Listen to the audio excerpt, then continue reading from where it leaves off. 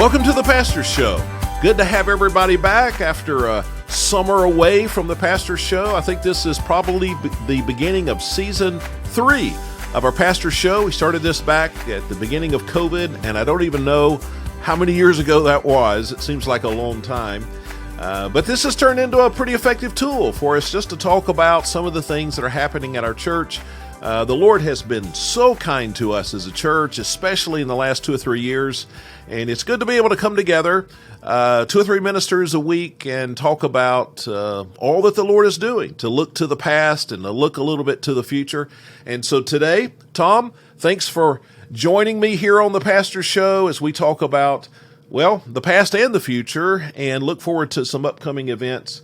But I'd love to begin by just hearing about your summer, Tom, just how you're doing, what all happened this summer, how's Angela doing, has school started yet? Tell us a little bit about your family. Well, it's funny because I always talk about you in the spring. You wind down to the finish before the summer. We sprinted to the finish. On July 3rd we had the big Celebrate Freedom event, and then it's like the world stopped, and we had just a few weeks to just relax. And it was a very productive time here around the church. We got some organizational things done without the busyness of the schedule and things like that. We give the choir Wednesday nights off, and so it's just been a time of restoration. We got to see family. Our kids went to Mexico to see Paco's family. They hadn't seen them in 7 years, and so that was, and the boys had never been down there. Thomas had been there when he was 2, but it was just a great time for them. So we got just a lot of relaxing time, but made it a productive time as well. So it was very enjoyable. Well, good. So, Angela, I think school has already started for her. She's most people probably know, but she teaches Spanish at Carthage, right? So tell us how her schedule is working. She started in Carthage in 1999 and has just built such good relationships there, and it's a wonderful place for her, and she is a true light for Christ there in that district. So she's there, and actually last night was their first time back. She met her new freshman students that are coming into the high school for the first time, and she's there this morning because they've got in-service starting today, and she'll see students next week. So all of our teachers in various districts are beginning now or very soon, and school is here. The fall is here. Yes, it is. Yes, it is. And we're ready. We're ready, especially here at the church. Hey, I know that you've got something very interesting about to happen in your life, and something I've been curious about and interested in myself. Me and my family for a few years, we've just never pulled the trigger on it. So I'm living a little bit vicariously through your upcoming experience. But tell the church what's about to happen, what you're about to do. Well, we're a couple of weeks away from welcoming a foreign exchange student from France into our home for 3 months. Garance Pastoral, I hope I'm saying it correctly, but Garance is going to be here on the 16th of August, coming from a small town. I think her town is 2,000 people there in France, and she's coming through the Rotary Club, the Rotary Exchange Student Program there, and so we're going to be the first of 3 host families. We'll have her for 3 months, though she'll be here for 9 months. And so we've met her a couple of times on WhatsApp and video conferencing, and met her family. And so she's very excited to be here. She's going to be attending Regents Academy while she's here. She's 15 years old, and so she knows what Angela and I do, and she's excited. She's a musician apparently, so she wants to be in the choir while she's here, and so we'll just see how she plugs into to her school family at Regents, her church family here, and all the friends she'll make. It's going to be fun to see that. We had. The church knows that when we brought Celesta and Vianney into our lives, when the Lord brought them into our lives, they were 16 and 17. So this is going to be somewhat nostalgic for us because here's a 15-year-old coming in, but this one for a shorter period of time. Well, that's neat. And she can broaden our cultural horizons here at the church and in Nacogdoches. And I'm certainly looking forward to meeting her and having her here as a part of our larger family for a few months. Has been a busy few months. Just looking back, Tom, we haven't had a pastor show since the beginning of June.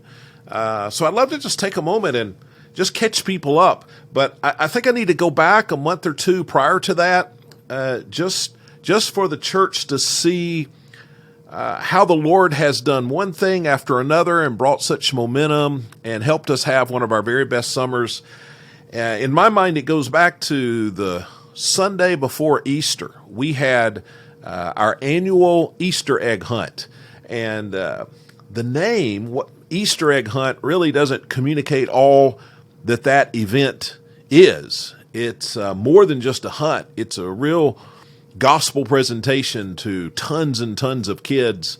And so we had that this year. We always do it, but we really, I think we're back from COVID for the first time this year, and we just had a fantastic time. We had some weather issues, but it was a great day, and the campus was packed out with young families and children. Melanie and her team just did a fantastic job. And so that started a lot of momentum. Of course, Easter, always a high day at our church, a lot of churches. We had a great Easter. But that children's event, about a month later, led to another children's event that we called Dia del Niño. And that event was really targeted toward our Hispanic community, but it really involved our entire church family and so many people from our community. And then building on top of our Easter egg hunt, again, we had this campus packed out with young families and children.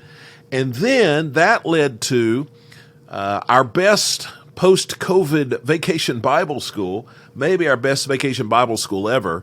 And I think just one event led to the next event. And as you said, we sprinted into summer in our children's ministry and really in our whole church. Our attendance is good. We've seen a number of people come to know the Lord. In fact, we're baptizing 8 people this Sunday. Isn't that fabulous? No special emphasis. It's just the course of ministry through the last month or so, and it's just so encouraging to see the things that the Lord is doing. Then we had a big ministers retreat last week. Tom, you were there. All 10 of our ministers and directors, full-time ministers and directors were there.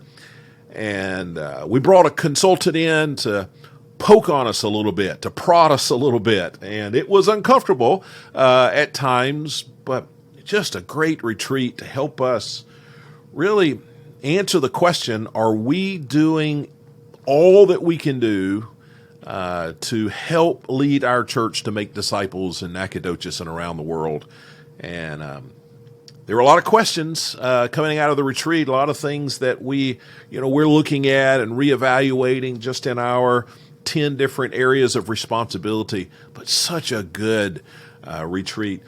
It was so good to see our staff. I mean, we've got great teamwork, unity, community among our staff, but we did some things to help with that at the retreat, but really they were just things that ended up reinforcing my confidence in our staff, just to see them working together and playing and having fun and joking around, and it was just a good week. And then, so now, and I didn't mean for all this just to turn into some big announcement, now that school's starting, it's just 100 miles an hour. Got a big education Sunday coming up. That was a great success last year. We did it a little differently last year than we had done in years past. Thanks, Tom, to your leadership. And we're doing that again on the 21st. All the college students will be back. Everybody will be finished with vacations, hopefully. And we'll just have a fantastic Sunday. In fact, these next 2 or 3 weeks, as all the college students come in, our college ministry is going to be super busy. Our college minister, Caleb West, he sat down with me, what's today? Today's Wednesday, so he sat down with me on Monday and sort of shared his vision for how they're going to reach college students with small groups over the next semester. And I am so excited about their plans. So that looks good. Youth ministry's going well. Every part of our church just seems to be hitting on all cylinders. We got Serve Day coming up, discipleship, a lot of things going on. So, yeah, things are good. I know we've got 2 or 3 things specifically to talk about, Tom, but did I leave anything out in that overview and preview? You got it. It's been a busy time. It's been an exciting time, and boy, we're ready. We're ready to hit the ground running now. Absolutely. Well, this Sunday night, we have a special event, something that our church does, I think has done for many, many years. I think it's a great thing that we do when one of our ministers or directors, when they have a 5-year anniversary. They've been here 5, 10, 15, 20, 25 years, something like that. We just pause as a church and we come together for a special fellowship and we just honor that person and that person's ministry. And this Sunday night, we'll be doing that for Jonathan Canfield. Jonathan's our media and communications director, and he is our longest serving minister or director. He has been here 15 years, and we will celebrate that this week. Jonathan does a lot of things around here. If it's on a video in a service or in a hallway or on a television set with the local ABC affiliate or on the internet, if you can see it on a screen, Jonathan's the person you need to thank. It doesn't matter if it's a video, text, a live event. He does all of that video production, streaming, television work. All of that is under his umbrella. But really, a lot of the printed stuff, all the graphics that you see, Jonathan also handles most of our publicity that we do in the community. And really, I pointed this out at staff retreat, and when this thought came to my mind, it just made me more and more thankful for Jonathan. Our church has done a lot of new things in the last 2 years, and our ministers are so good at thinking of new things that they can do to help make disciples here in Nacogdoches and around the world. But every time one of us comes up with a new plan, that is more work for Jonathan because it involves publicity, it involves videos, it involves all kind of things. A lot of technical stuff. He handles everything technical here at the church, sound reinforcement, everything.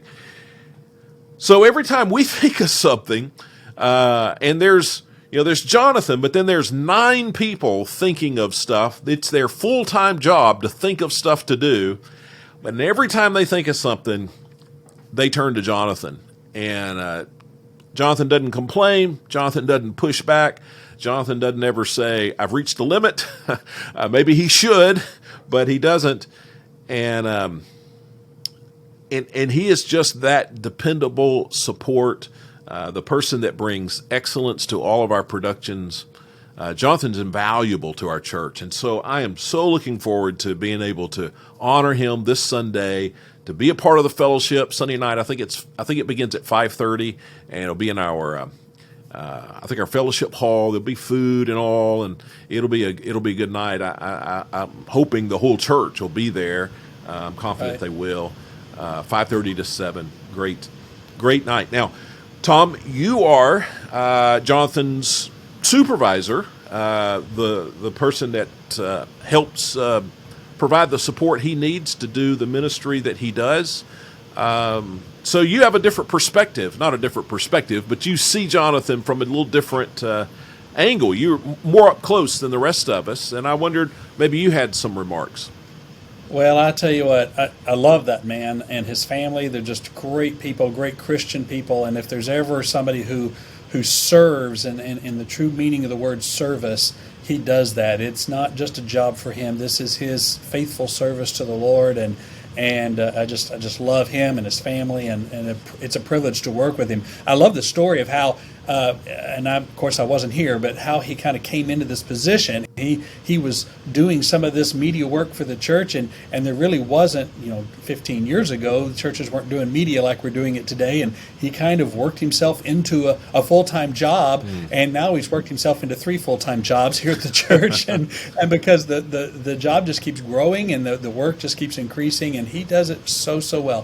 What I love about Jonathan is, and I've worked with a lot of media people through the years in various academic institutions and churches, but he's a problem solver.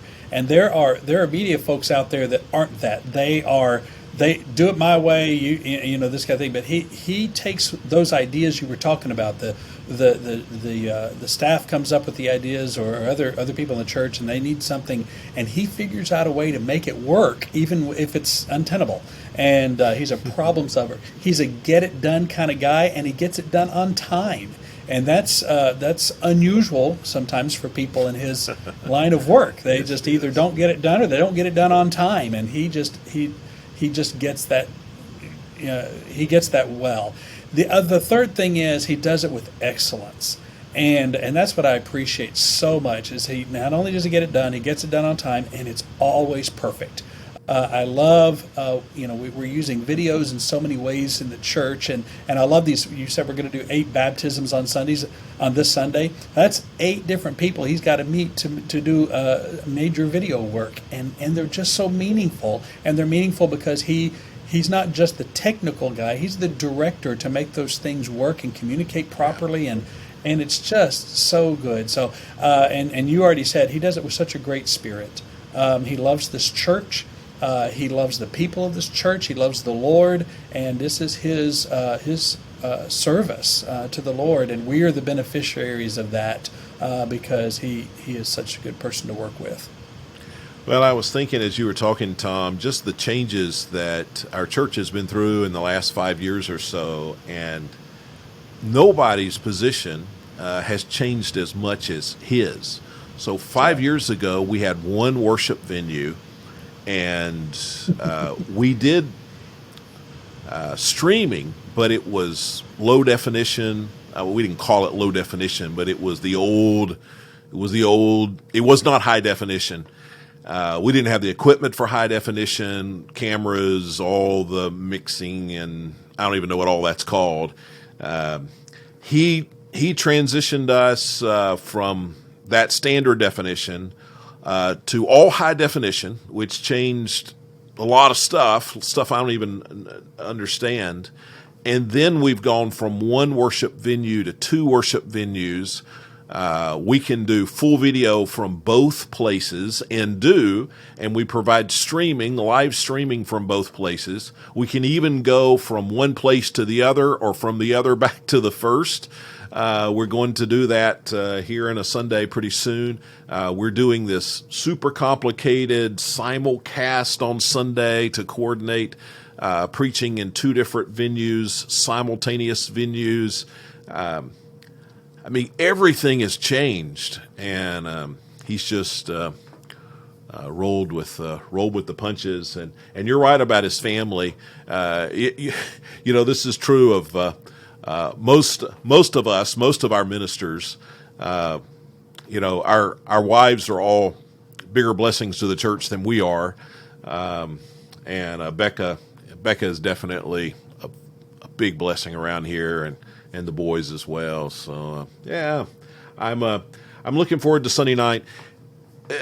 One of the things that we do, Tom, when we have one of these anniversaries, and like I said, we do this every 5 years for our ministers and directors, is we give a love offering to these people. And many people in our church have already given.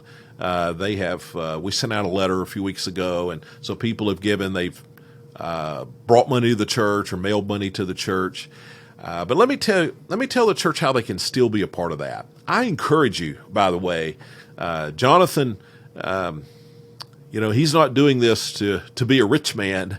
But I think when these 5 years come around, we ought to find a way to be a blessing to to him. And my family, we want to be a part of this. We want to be a part of this in a significant way. So here's how people can do it.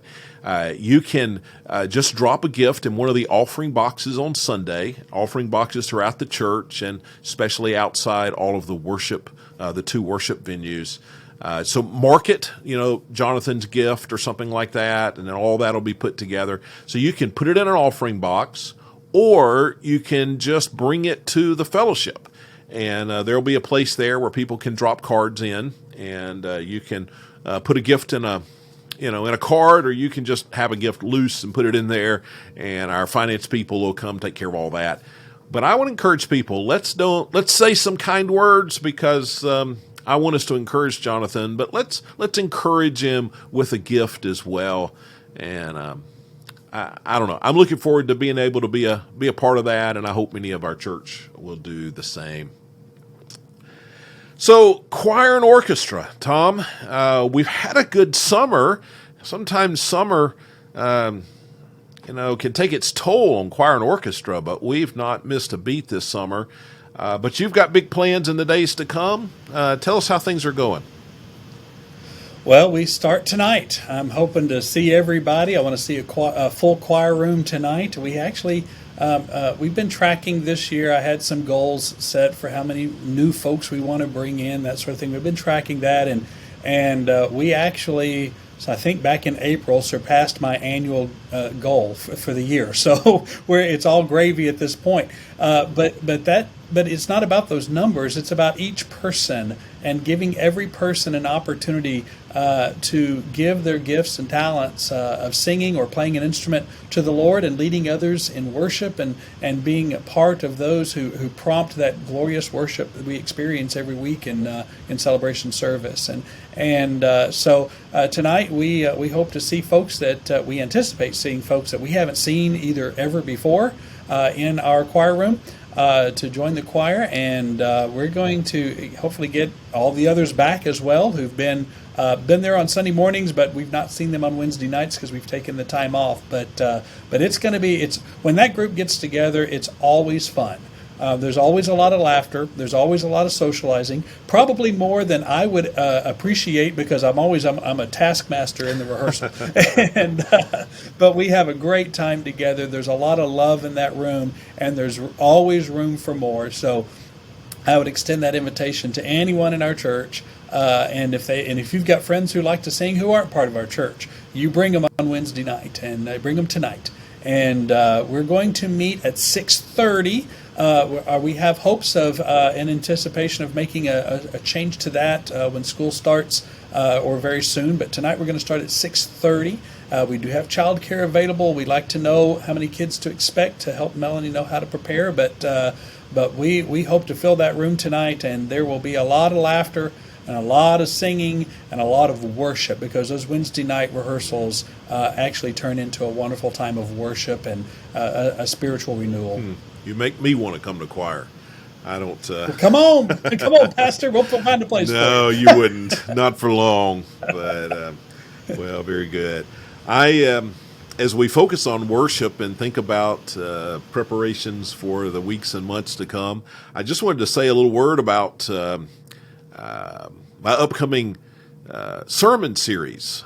So it will begin on August the 21st. We'll be preaching between now and then, but on August the 21st, beginning a new series that I'm very excited about. I've been studying on this for a few weeks now, and continuing to do this right up through the 21st.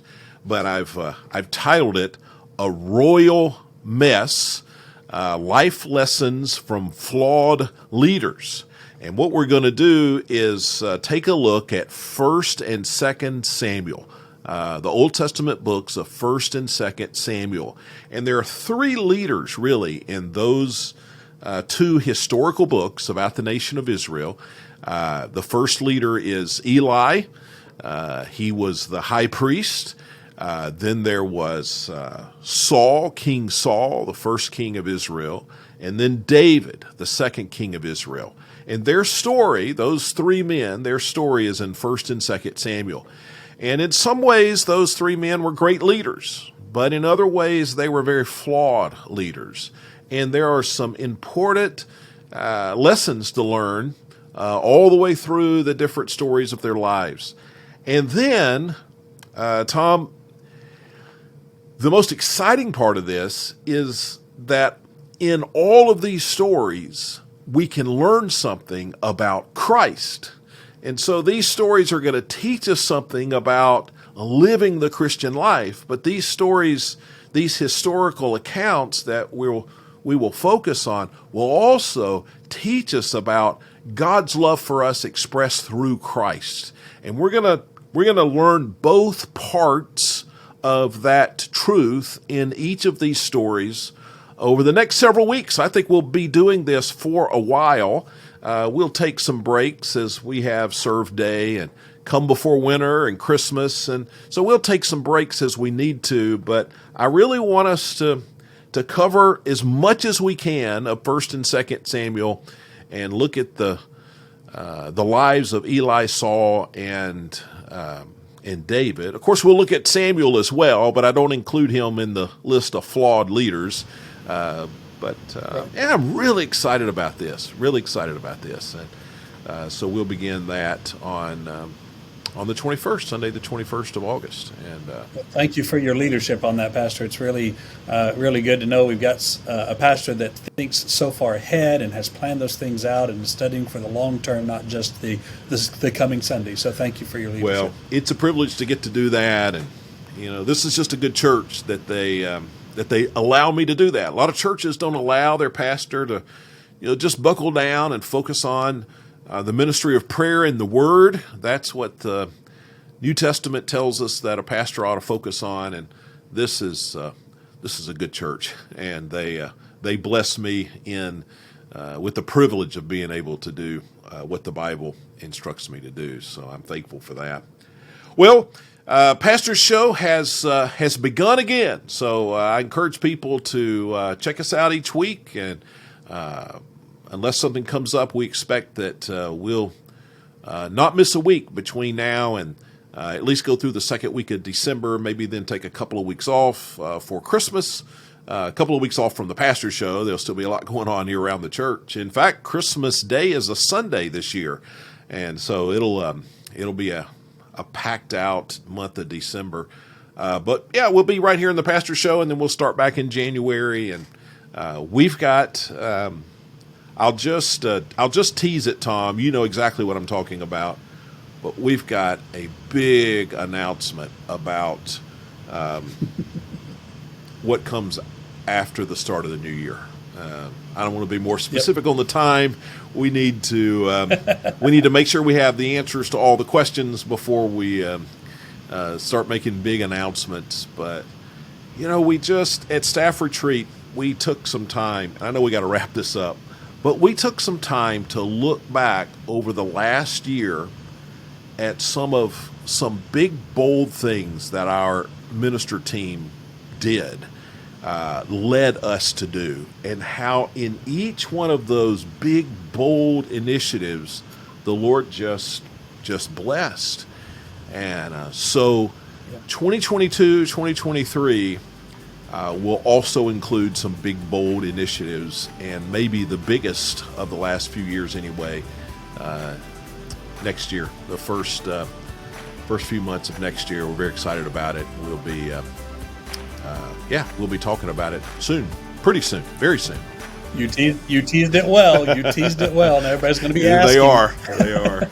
All right. Well, Tom, thanks for joining us and joining me, and we'll sign off. See people Sunday. Thanks.